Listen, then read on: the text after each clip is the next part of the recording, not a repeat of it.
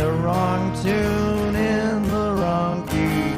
Gig nightmares for you and me. Song changed keys and I wasn't ready. Gig nightmares for you and me. Another key change, oh God, oh no. Gig nightmares for you and me. All right, here we are today. It's 4:30 in the morning, and we're in the car with the Jenny Grace Band, of which I am playing guitar for. We have Squeak on the driving. He's on the drums also. He's not on the drums right now because he's driving. Squeak, say hi to your fans. Oh my God, watch out! We have Bradley. We have Brady Day on the bass. Brady, say hi from the back seat. Hi. From the back seat. From the back seat. Thank you. Hi. We have two dogs. We have Maddie and we have Bella. Say hi. Speak, Bella, speak. Marko. And we have the illustrious Jenny Grace. Wait, what does illustrious mean? I don't know. It means semi-famous, so that's good. Okay, great. Perfect. Yeah, that Keep it. works. Keep it. Jenny, how are we doing this morning? Fantastic. It's just wonderful to be up at 0400. Absolutely. Lots of rain on the road. We're having a great time. So what are we doing next? We're going to Kansas. Well, we're going past Kansas City. We're Today's playing outside Juneteenth. Kansas City. We're playing at the Bayshore Amphitheater Yes. City Hall thing. It's going to be great. It's going to be a great time. Anyways, so Jenny, I've known you for, 7 months now? Yes. We did the Christmas show together in Pottsville. We went to Europe about 3 months ago. Mm-hmm. We were in Texas a month and a half ago, and that's when the monkey jumped on me. It was a good time. So let's talk about, let's revisit some of those memories from Europe, because that was a fun time. So there's just so much we can talk about. We can talk about getting the boot on the car. Well, that was before I even arrived. You guys arrived in Slovakia about a day before I did, and you were sightseeing. You got a boot on the car. You kind of bribed cops to get out of a ticket. Can you tell me that story? Yeah, so the authorities in Bratislava, Slovakia, came up to me and started talking in German. And unfortunately, I do not know any fluent German, even though I have Why were they speaking German if you were in Slovakia? Well, it's very prominent there, and they must have thought I was German, because I am ethnically German, but sadly, I'm American and do not speak German. So it was a problem. But started talking to him in English and kind of persuading him as the dumb American, hey, I didn't know what this sign meant, right? What does the sign mean? And apparently it was, in another language, and it was for kind of like staff that worked behind the scenes at that like little plaza. So Squeak came over and opened his wallet and started flashing some dollar bills, and all of a sudden he starts speaking English, the guy, and he goes, okay. And he gives us a piece of paper, and Squeak's like, here you go. And I said, how much is the fine? It goes, 20 euros. Yep. So who do I pay? You can pay me. And that was it. I think the cop, he bought his family a beer and dinner that night, and we were let go. We're off the hook. There you go. The first of many times we would get pulled over or have run-in with Yep. police in Europe. So eventually I arrived. I think I got there on the Saturday, flew into Vienna International, and we went and had a nice meal at the restaurant that I can't pronounce from 600 years ago. Yes, that was a great place. Yes, we got the Wiener Schnitzel and the beers, and it was a great time. And I remember our van driver, for some reason, he was showing me pictures of a certain Austrian painter's castles, and it reminded me of when I was in college, 2019, and I took a trip to Bulgaria, the capital city of Sofia. Just walking around the open-air flea markets, and it was a cool time because you just saw all these older men and women from the older generations in Bulgaria who had lived through the communist past and whatnot of Bulgaria. They had lots of knickknacks, memorabilia. There were communist officer hats and whatever. But then I'm looking around and I see some silverware and medallions and whatnot. And I'm looking at the silverware, and on the hilt of it, you see swastikas. Now, obviously, that's not a common sight, so you see something like that, it kind of sticks with you. It's a memorable sort of thing. Yeah. And you ask yourself, do you buy it? Do I feel like that would be a bad idea. How do you get through U.S. Customs without getting asked suspicious questions? So I decided against it. It was, I do have to say, the prices were rather affordable, but it seemed like a bad idea. So I'm back in my Philly apartment several months later. I made a nice meal for myself, and I'm looking through the cabinets trying to find some silverware, and there's nothing there. There's no clean silverware. So in that moment, I just say to myself, I say out loud, "Ah, man, maybe I should have bought the Nazi spoons." And I'm telling the story out loud as we're there at the restaurant in Vienna, and I was probably a little bit louder than I realized because, well, Jenny, you're giving very concerned looks because there's people, unbeknownst to me, there's people just kind of staring at me, people coming in from the other room just looking at me, just wondering what the hell I'm talking about. I just remember the guy who was behind you, and I could see him directly. He slowly turned around, and his eyes were like he had seen like something real bad. And I was like, "Oh no!" Like, stop! I was like, kicking you under the table. I was like, "Stop! Shut up!" I was like, "This guy is a former SS or something. Like, please, you guys! Like, we don't know what's in Austria right now. Like, please don't do this." So, yeah. And then, we changed the conversation, right? Yes, we changed from one controversy to another controversy, but a less regionally sensitive controversy. Yes. And I think that worked out for us because, well, we managed to get out of there safely. I'm looking at my notes. The next one, it says, Chad's baby oil ruining his pedal board. Can you tell me what happened with that? Because, I wasn't there for that one. Unfortunately, I don't recall the details. I don't know if I can comment. It might be a non-disclosure. I don't know. Well, I remember when I was going through TSA, where did I leave from? I think I left from Newark. And the scanner was just kind of stopped for 30 minutes because lotion had gotten all over the scanner. And I'm just standing there in disbelief. This is real? But yeah, that's what happened. Is that why he got stopped by TSA? No. In Texas, he got stopped. I don't know. It was just a random thing. They said that there were unidentified substances all over the case, which I have no idea what that was. Because Chad, powdery substance. Yeah, powdery unidentified substances. But lotion substances. Chad, our friend Chad Maurer, he is one of the least suspicious, friendliest people that you'll ever meet. So the fact that he got stopped is kind of amazing. Oh, that's funny. That's what they go after. They go after the person that you least expect. Well, makes sense, I guess, from a security standpoint. Yeah. I remember when we did get back to Slovakia after that meal in Vienna, and also the karaoke bar, as you remember. Oh, yeah. When we did get back to Slovakia, we got stopped again because our van driver was driving down the wrong side of the road. And granted, he doesn't read Slovakian, I'll give him credit. And also the European street signs can be very confusing because you just see a lot of circles and squares that don't really mean anything. And you get run over by a tram if you're not looking. Yep. So we were driving down the tram path, I guess. Yep.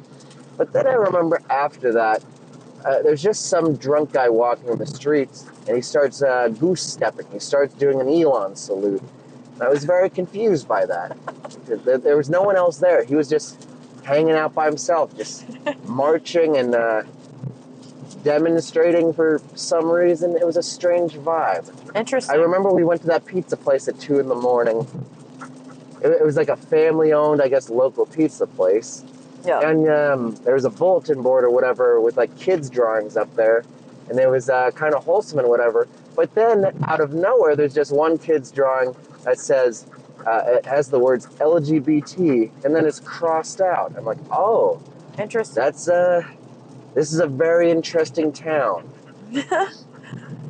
You remember the next day we were walking around, there was a drone following us for some reason? That was beyond. So it came out in the center square of Bratislava, which is pretty small. It came out, it sort of hovered, and then just enough time for me to pick my phone up and record it. It goes out, and it's like someone's taking a picture or something. Yeah. So.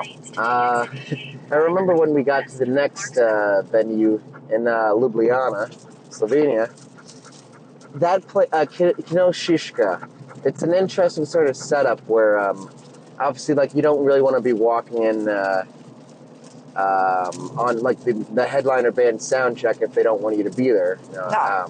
Well, so when we were touring over there, we were touring as Aaetheria, Yes. playing the metal band sort of stuff, not playing country. Yes, we have two projects.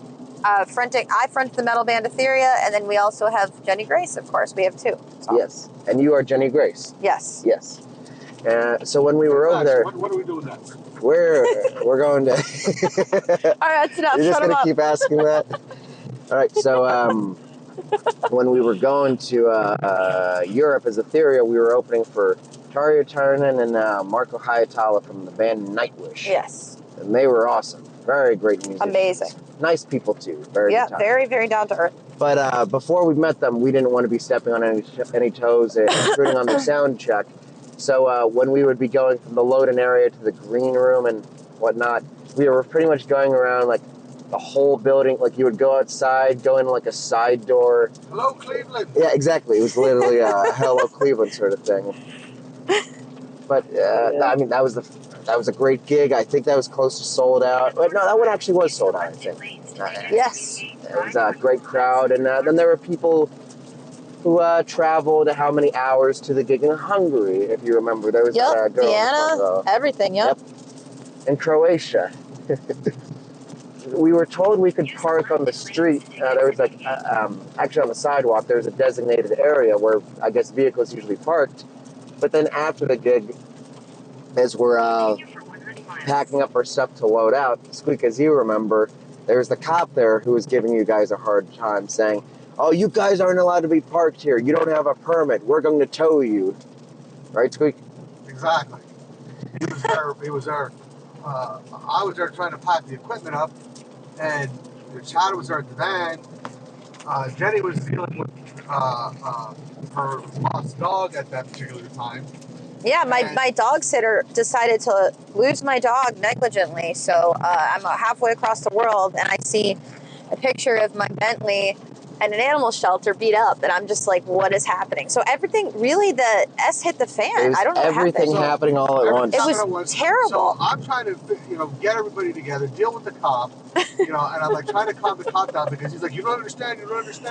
You're not supposed to be here. People can't get their guys. So we've been here for 12 hours. Where's your permit? Where's your papers? In the meantime, Max is inside the club crowd surfing. And I'm like, we got to get her out. So, I mean, me and Chad are literally tossing stuff in the truck. I mean, just tossing it, where it landed. I'm like, get Jenny, get Dave, everybody get in the truck. Max, just text them, tell them we're driving around the block. We'll find them. So I do eventually get outside, and the van is gone. You guys are like circling around the block. But then, and I may have the chronological order wrong, but we realized, wait, the merch is still inside, and the person who was running merch for Tarja at that time wasn't going to be at the next show, so we had to get all the merch. The venue was, where the first venue we were at, the merch was in the lobby. This place, the merch was kind of just like in the general area, along with everyone else. So there was like 1,000-something people that you had to push through to get to the merch table. Yeah. So Squeak, you were kind of leading that because you're a big guy and you work in law enforcement. So you're just like pushing your way, making a way. We get to the merch table and we just have like all the shirts and everything. We're just pushing through.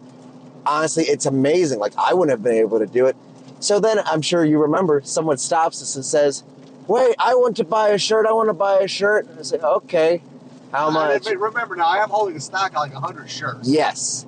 You have like 100 shirts, I have 100 shirts. And she said, "Okay, I want to buy a shirt before you go." So we're showing them the shirts. She said, "No, I wanted to..." What size are you? What size? And then they said, "No, I wanted to buy a Tarja shirt." It's like, "No, buy our shirt instead."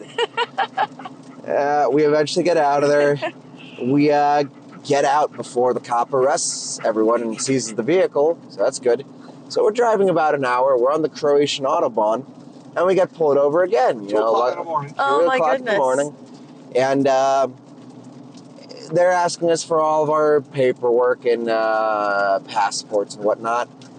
And, my passport is in my bag in the back with all the gear. So I get out, I open the back of the van. Naturally, all the merch falls out. It doesn't help that I had a few drinks at this point, so I'm just already... So, everything fell out of the car. yeah, Yeah. everything falls out. Everybody All the get out trash. The van. I want everybody's papers, Yep. passports. Oh, I So sat then in the as van we're- the whole time. I got to sit there. Yeah, but That was as good. they're doing this, as they're asking us of all this, another vehicle pulls up, not a cop car, and these guys get out, just dressed in plain clothes, and I'm thinking, wait, the cops that pulled us over, are they actual cops? I'm not aware of the level of Yeah, are we getting corruption and trafficked? Like, corruption. That's but, why like, I asked her to go onto the park. yeah. The person that I thought of. In some sort of P. Diddy trafficking. Yeah, so I like, feel like we were too old to be trafficked, though. That's the only thing I was worried, you know? but fortunately, I don't think, I mean, it seemed like they were legitimate cops, because, well, obviously we're here to tell the tale.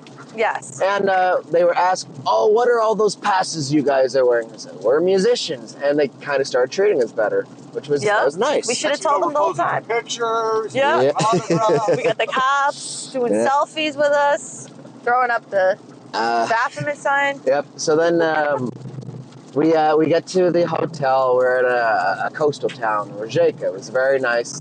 But Jenny, you kept the next day telling us about the naked old men at the spa. Oh, yeah. So we went to the spa, David and I, and I didn't know this in Europe, but the spas, everyone's naked. Like the men, the women, everybody. So, like, you can't go in there with a bathing suit. So it's just a free-for-all going into the spa, going into the cold plunge. It's like, okay, everybody say hi. It's like, what the? I was like, I can't do this. Like, this is weird. And there was one big, like, 300-pound guy in the sauna that was completely naked. You know, it was bad. And of course, Jenny knows that, oh, you got to be in there naked. And so what's the first thing she does when she tells, oh, you guys should go to the spa? And then I forgot. No, I said that before I found out the stipulation. I was like, awkward. Yeah. And I feel like the rest of the tour was kind of nothing too gig nightmare worthy. Like, it was pretty smooth for the most part. After that initial stuff, yeah, I think we were smooth sailing. Hungary, Budapest was great. That was the best show, right? Wouldn't you say it was the biggest Oh, show? absolutely. I think that was close to Yeah. 3,000 That people. was awesome. And like, it was just great because like we would finish a song and you just hear someone in the audience, Aaetheria! And like then afterwards, there were people posting videos on YouTube from the show. There was that one magazine, online magazine that wrote an Hard article Rock about Magazine, us. yep. Now, granted, I can't read Hungarian, so Me we were either. kind of shit out of luck. But it was fun. It was a good experience, and I'm looking forward to the next one. Absolutely. So then the next time I played with you guys was when we were in Texas. With Jenny Grace, yes. Yes. Now, that was my... South shall rise again. If you say so, yeah. Oh my God, how those accommodations. Yes.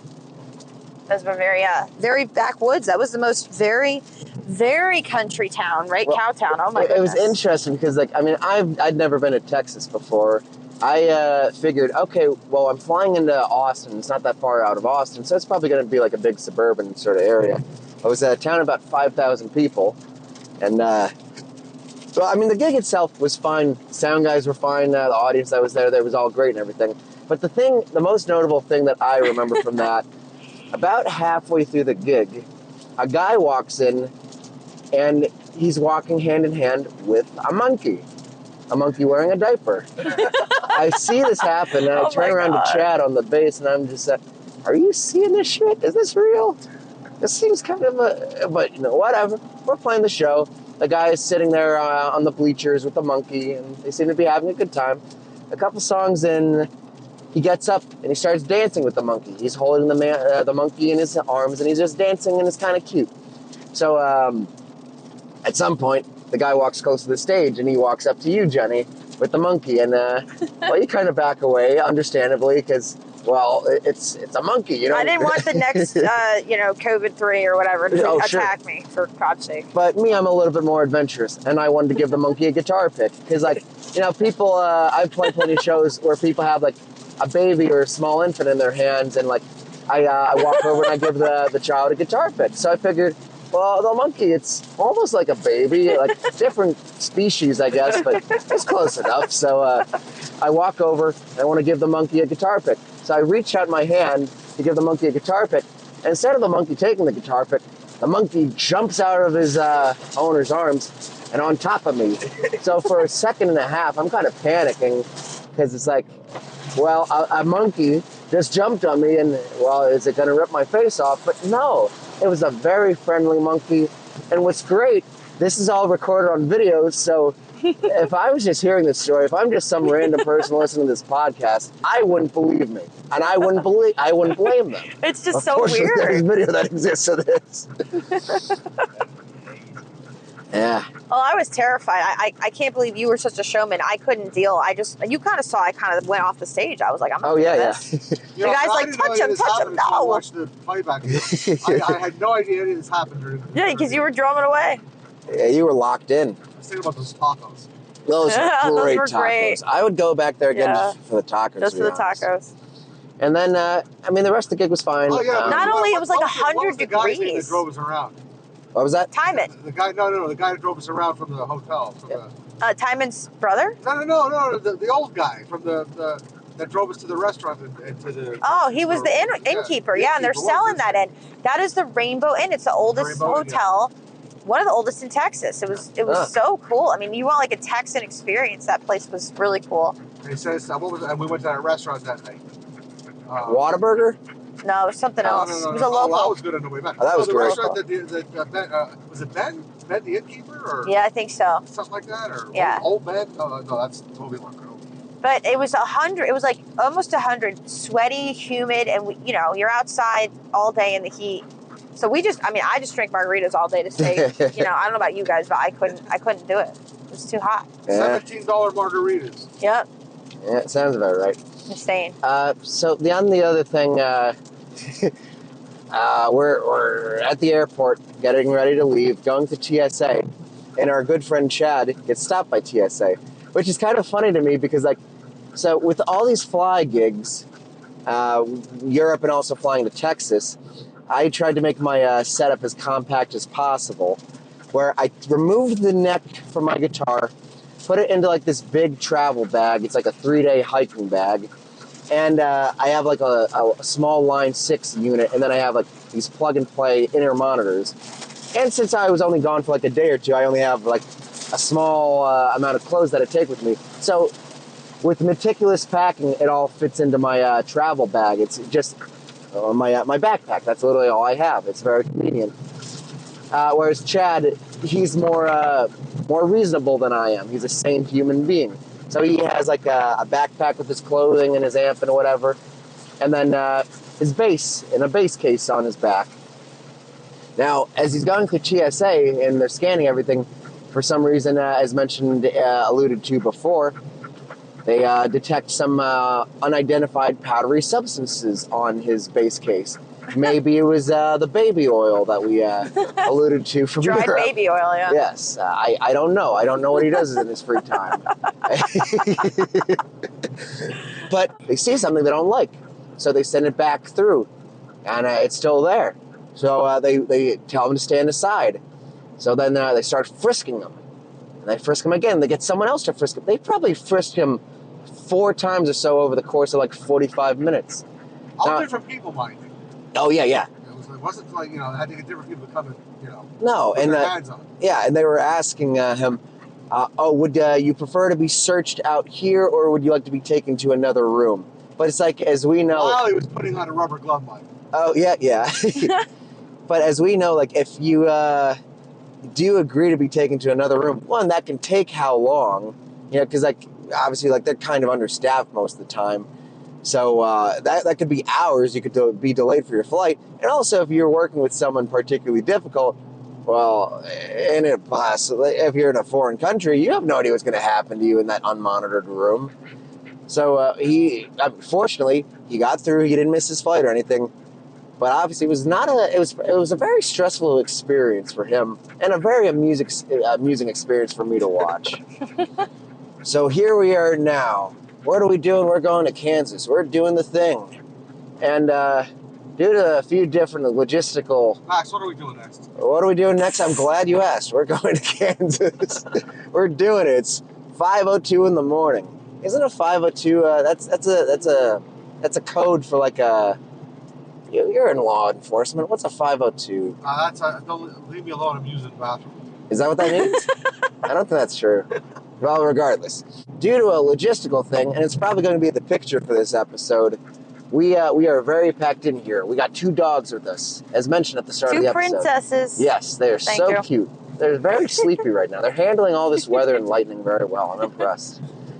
But yeah, that's what we're doing. We're doing the thing. This is live music. We're making it happen. We're bringing it to the people. We're going to Kansas. Brady, you ever been to Kansas? Never. Never. Great. Well, this is going to be great. Nor have I.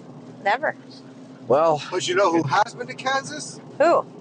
Oh, right. Thank you for mentioning. So we had a good friend with us, a good friend of the band. Well, I guess not really. Who was with us in Texas. Okay, yeah. Adding some acoustical guitar work here and there. And he is unfortunately no longer in the picture.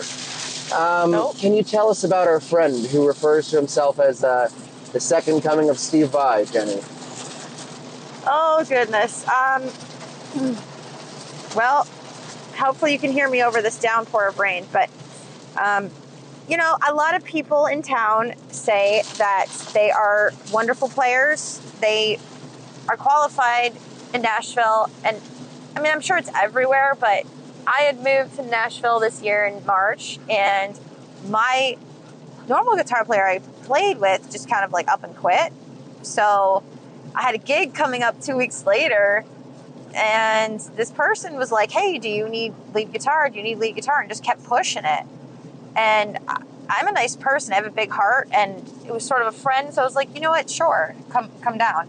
But I knew that, you know, you, Max, were playing lead. So I was like, okay, he could like play acoustic, because every country band needs an acoustic rhythm player, right? So yeah, needless to say, it was not Steve Vai's. Anyone like Steve Vai? It was. How would you describe? I mean, what do you think? Well, okay, just like a simple thing.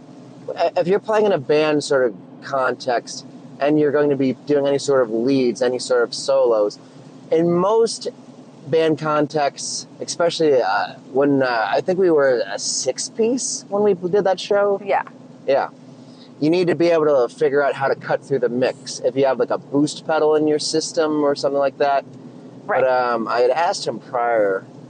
Well, he demanded to do that solo for that song. Yeah. Which, I mean, that's fine. I don't. Which, why would you do that on acoustic? I don't understand, but could it be an ego thing, right? I mean, I don't personally care. Like, well, if he wanted to do the solo, that's fine. But I asked him beforehand because, like, he didn't have any sort of effects unit or pedals or anything. It was just acoustic guitar right into the board, which that's you're very much letting a sound man be in control of your tone, which not something I would want to do. No. So I asked him, how are you going to boost your solo? And he says, oh, I'm just going to have my volume at like half and then raise it up when it's time for the solo. But that's not exactly how, in terms of the gain staging and everything for a live band context, doing that, I'm sure you probably couldn't hear the solo. I mean, at least with my in-ears, I couldn't hear anything. No. So for all I know, it could have been a Steve Vai level solo. Okay. I don't think it was. With power chords? I mean... tell me about only playing power chords. You're playing the root note. You're playing everything in the chord, right? So sometimes that's too much, right? That would be like me on a piano, putting my hand on it, right, and just. Well, I mean, especially for like acoustic guitar playing, you usually want to be doing like more open chords and having the intricacies of everything. Right, the inversions. Yeah, if you're playing like electric guitar, even still with electric guitar, like with all of the Johnny Grace band stuff and all of the Aaetheria stuff, there's more intricate voicings than just simple power chords. Right, it's like I like a lot of the Aaetheria stuff because some of the voicings on the original recordings are really interesting, where you have like ninth chords and different inversions, triads. Yeah, when we write this music, when I write music, I try to not make it elementary. I want interesting chords. Like, it's hard to play. That's what I want. I like stuff that's hard to sing. It's just what I like, you know? Yeah, so. And I mean, going back to our dearly departed friend Steve Vai. Well, dearly departed makes it sound like he's dead. He's not dead. He's not dead, but he's dead to us, I guess. I don't. Departed. Yeah, it's just hey, we can't do this together anymore. Yes. You know, we it's not jiving. You said you were a certain level, and I'm just an artist, and now we've made the decision that I don't make decisions anymore. My manager Carson, or my band leader Squeak is in charge. I'm just too nice. I have a big heart. It's like the same in a lot of people's bands. I mean, I don't think they make the decision, the artists, right? It's usually their manager. So no more. I'm cut off. I really hope the microphones are picking up the dogs and they're panting because they're very It could cute be, right now. but I don't think it is. Yeah, but that'd be They're funny. very smiley and they're drooling all over the back seat. And they're so adorable. Oh, wait till you get food in the car. They're going to drool everywhere. Oh, God, I'm starving. You saw yesterday with your pizza, right? Oh, yes. Did they take it? No, but they were both. Anytime I would walk anywhere with the pizza, they would be right there following, staring at me with those beautiful eyes. It's beautiful eyes. Yeah, we're definitely including the picture of us in the van with them. Aw. But yes, well, that's a good recap on everything up to this point. Let the saga continue. Absolutely. You know, we got a lot more shows this year. And Yep, we're going to be in Virginia next week.